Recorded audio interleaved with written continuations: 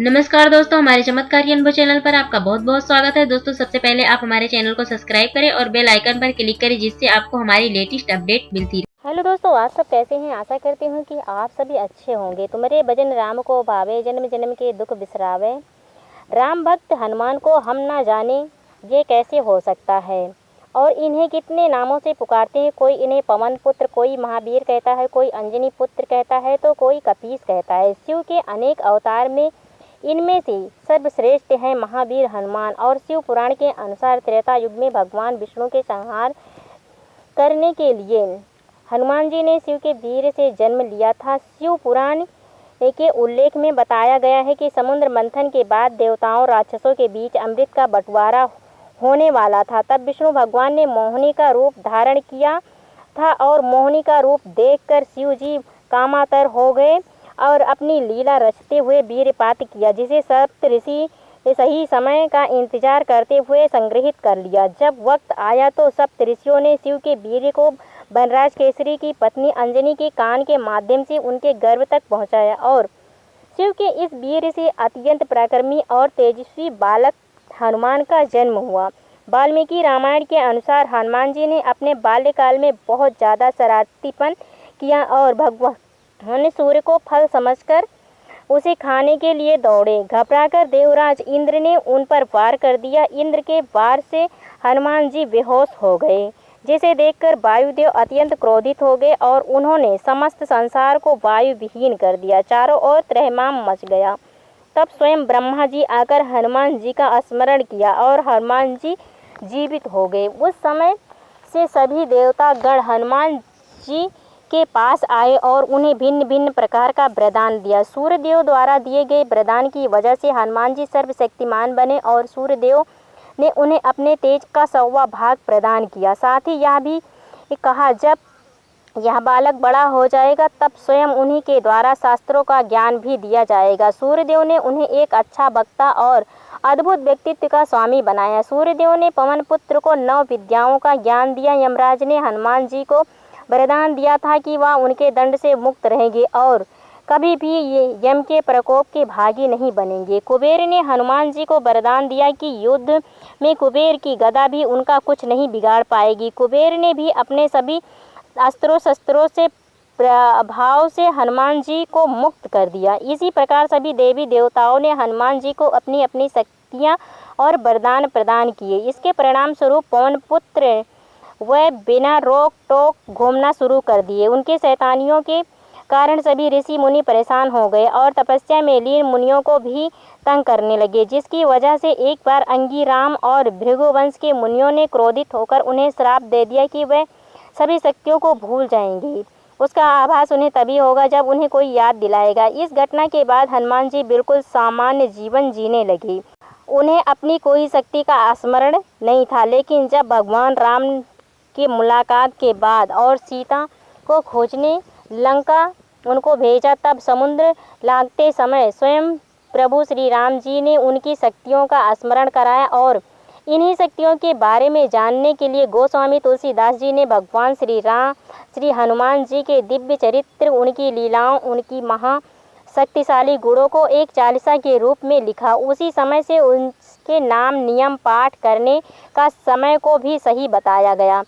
तभी से बताया जाता है कि श्री हनुमान चालीसा का इस समय जहाँ पाठ आप करेंगे तो हनुमान जी आपके ऊपर शीघ्र कृपा करते हैं। तुलसीदास गोस्वामी जी कहते हैं कि माला माल होने का एक मात्र अर्थ ये नहीं कि व्यक्ति को केवल धन मिल जाए तो वह माला माल हो जाए, माला माल कहलाएगा। माला माल का ये अर्थ होता है जिसके ऊपर हनुमान जी की कृपा हो जाए। वास्तव में ऐसा व्यक्ति मालदार या माला माल कहलाता है, अर्थात उसके जीवन के सारे अभाव दूर हो जाते हैं। हनुमान चालीसा के बारे में गोस्वामी तुलसीदास जी ने स्पष्ट रूप से लिखा है कि इसका पाठ करने से सभी मनुष्य अपने अपने जीवन के दुखों से छुटकारा पा सकते हैं, चाहे उनको धन की समस्या हो, पारिवारिक समस्या हो, व्यापार की समस्या हो, नौकरी की चिंता हो या कोई भी समस्या हो क्यों ना हो, हनुमान जी उसे दूर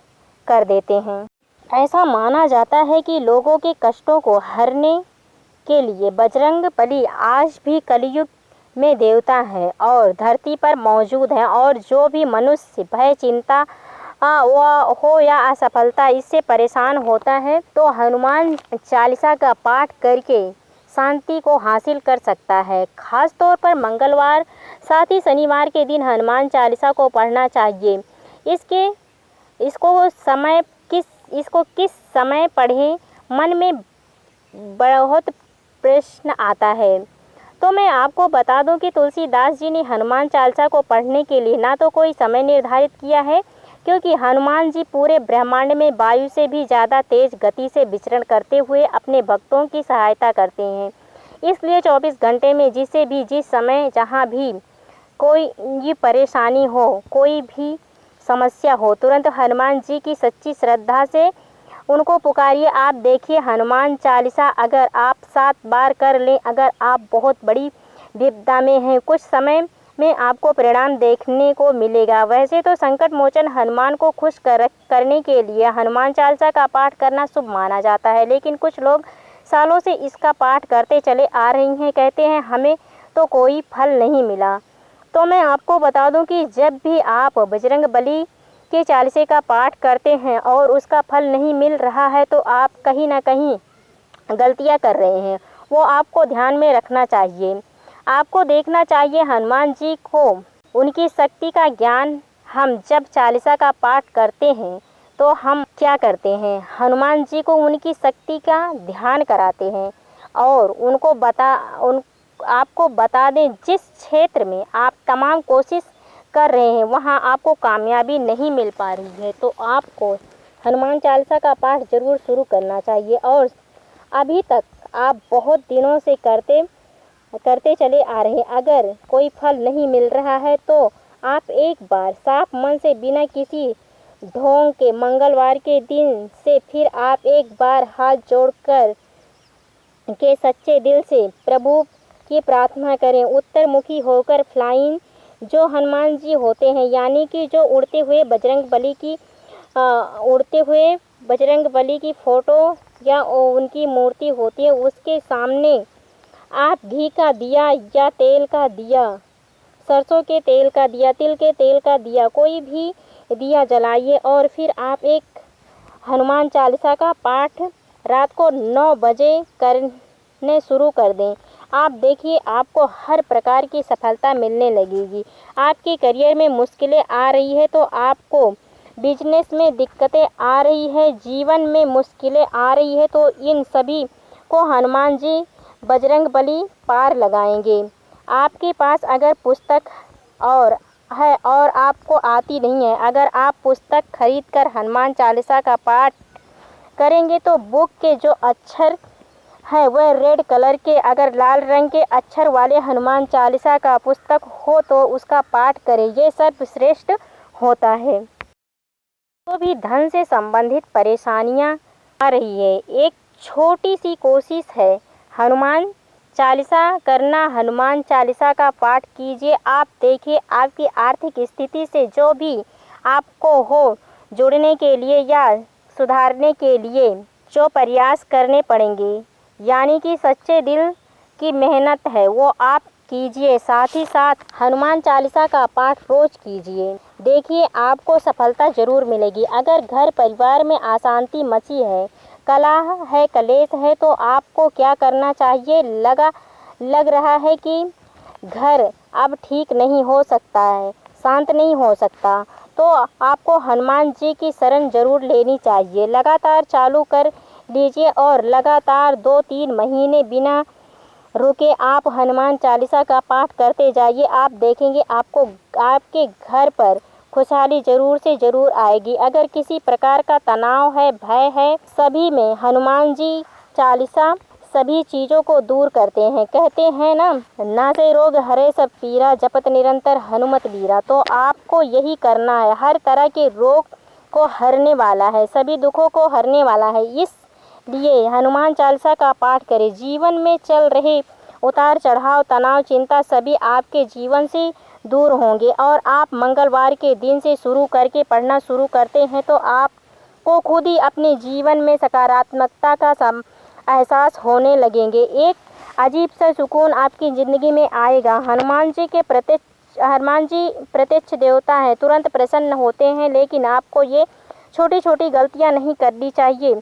और देखेंगे आप बजरंग बली किस प्रकार से आपसे प्रसन्न होंगे और आपकी मनोकामनाएं जरूर पूर्ण करेंगे। मंगलवार या शनिवार के दिन से शुरू कर लीजिए और 40 दिन तक, या 11 शनिवार और 11 मंगलवार आप के एक दिन के अंदर 21 पाठ लगातार करने हैं। और ध्यान रहे कि पाठ केवल सुबह 4 बजे से उठकर कर सकते हैं, तो आप कीजिए। आप देखिए, आपकी मनोकामनाएं पूर्ण करने के लिए अगर आप इस तरीके से पाठ करते हैं तो जो लोग सुबह 4 बजे नहीं कर सकते हैं वह रात को 9 बजे के बाद कीजिए। और इस विधि के द्वारा किया गया पाठ आपकी हर मनोकामना पूर्ण कराता है, आपको इच्छा अनुसार फलों की प्राप्ति कराएंगे। और ध्यान रखें, जब पाठ पूर्ण हो जाए 11 शनिवार या 11 मंगलवार आपको 21 पाठ करने हैं, और जब ये पूर्ण हो जाए आपको प्रसाद चढ़ाना है, भोग लगाना है हनुमान जी को। आप चाहें तो गुड़ चने का भोग लगाइए, आप चाहें तो लड्डुओं का भोग लगाइए, आप चाहें तो चूरमा का लगाइए, जो आपकी इच्छा हो वो लगाइए। और फिर ये प्रसाद आपको गाय और बंदर कहीं से मिले तो उन्हें खिलाइए, या फिर आप गरीबों को दान कीजिए। थोड़ा अपने लिए भी ज़रूर रखना चाहिए। जब 40 का पाठ आपका पूर्ण हो जाए तो अगर आप हवन कर सकते हैं तो ये हवन आपको करना चाहिए। हवन कैसे किया जाता है? हनुमान 40 का 11 शनिवार या 43 डेज तक लगातार हनुमान 40 का पाठ करना चाहिए। पाठ करने के बाद एक संपूर्ण हनुमान 40 से हवन कीजिए। हवन में आपको घी, गुड़ और काले तिल लेने हैं और उसमें आपको हवन करना है, और हर चौपाई के बाद आपको एक आहुति देनी है। आप देखेंगे कितने भी बड़े संकट में आप घिरे हैं, चाहे आपके ऊपर कर्ज चढ़ गया हो या कोई भी मुश्किल में पड़ गए हैं हो, आपको हर प्रकार की विपदा ने घेर लिया है, आपको समझ नहीं आ रहा है क्या करना चाहिए, तो आपको ये चमत्कारी असर दिखने लगता है। कुछ गलतियां हैं जो आप हनुमान जी की पूजा में आप कर रहे हैं, तो आपको ध्यान रखना चाहिए। एक तो तामसी भोजन करके झूठे मुंह आपको पाठ नहीं करना चाहिए। हमेशा नहा धोकर फ्रेश होकर